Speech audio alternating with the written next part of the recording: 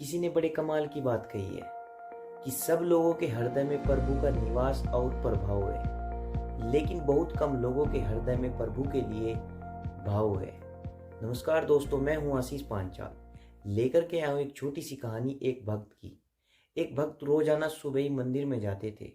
जब भीड़ होती थी तो बहुत छुप छुप के जाते थे, लेकिन जब भीड़ नहीं होती थी तो अकेले मंदिर में बैठ जाते थे और जोर जोर से जयकारे लगाते थे। जोर जोर से भगवान का नाम उच्चारण करते थे। जब सब लोग इस चीज को उनकी देखते थे तो उनके प्रति सब लोगों का सम्मान और भाव बढ़ जाता था और उनका वे सम्मान करते थे। सब लोग उनको भगत जी कहने लगे। जब भीड़ इकट्ठा होती थी मंदिर में तो जोर जोर से जयकारे लगाते थे, एक भक्ति का माहौल बना देते थे।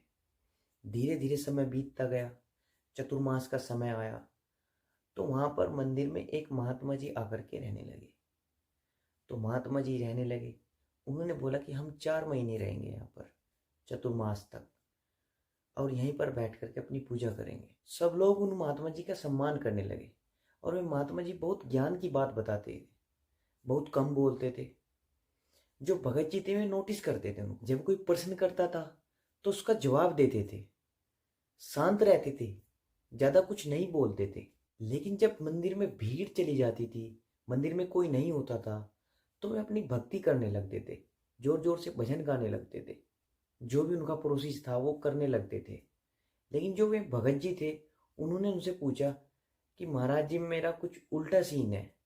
जब लोग इकट्ठा होते हैं तो मैं जोर जोर से जयकारे लगाता हूँ, जोर जोर से भजन गाता हूँ, लोगों को प्रेरित करता हूँ, लेकिन जब मंदिर में भीड़ इकट्ठा होती है तो आप शांत बैठ जाते हो, ऐसा क्यों? तो उन महात्मा जी ने कहा कि समय आने पर सब पता चल जाएगा आपको। जो वे भगत जी थे उन्होंने एक नई चप्पल खरीदी थी, बहुत सुंदर। तो वे जैसे ही चप्पल पहन के मंदिर में गए और उन्होंने चप्पल अपनी मंदिर के बाहर निकाली तो मन में ऐसा हो रहा था कि कोई ये चप्पल ना उठा ले।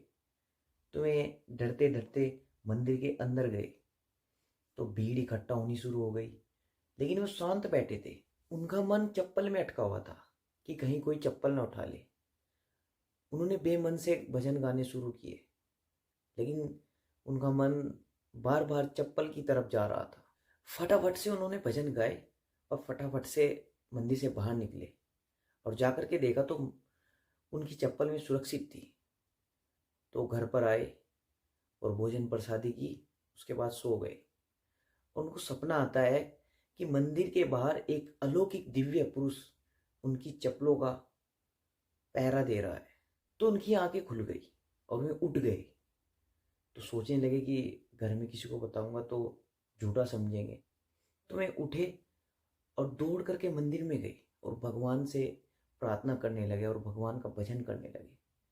और उसके बाद फिर महाराज जी से मिले और उनसे कहने लगे कि मुझे ऐसा ऐसा सपना दिखा है और इस सपने के बारे में बताओ कि ये सपना क्यों दिखा है। महात्मा जी ने कहा कि क्या दिखा सपने में। उन्होंने कहा कि एक दिव्य अलौकिक पुरुष थे और चप्पलों का पहरा दे रहे थे। तो महात्मा जी की आंखों में आंसू आ गए और कहने लगे, वे दिव्य पुरुष अलौकिक वे और कोई नहीं थे, वे स्वयं प्रभु जी थे। स्वयं प्रभु जी आपकी चप्पलों का पहरा दे रहे थे। प्रभु तुम्हारी चप्पलों की रक्षा कर रहे थे और तुम्हें समझा रहे थे कि तुम मंदिर में आकर भी स्वयं चप्पलों के बारे में सोच रहे हो।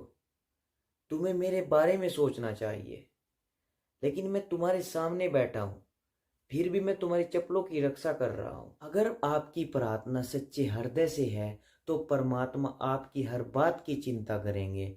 आपको चिंता करने की आवश्यकता नहीं है।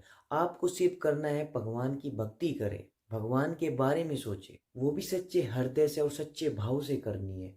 उस दिन उस भक्त को समझ में आया कि ये महात्मा एकांत में क्यों भक्ति करते हैं, एकांत में क्यों भजन करते हैं, इतना शांत क्यों रहते हैं। छोटी सी कहानी इसका सार ये समझाता है कि अगर आप ऊपर वाले के आशीर्वाद से भगवान की भक्ति करें तो आप कमाल कर सकते हैं। कैसी लगी आपको ये कहानी, कमेंट करके ज़रूर बताना। हमारी वीडियो को लाइक करना और हमारे चैनल को सब्सक्राइब करना। नमस्कार, जय श्री राम, जय श्री श्याम, जय श्री राधे।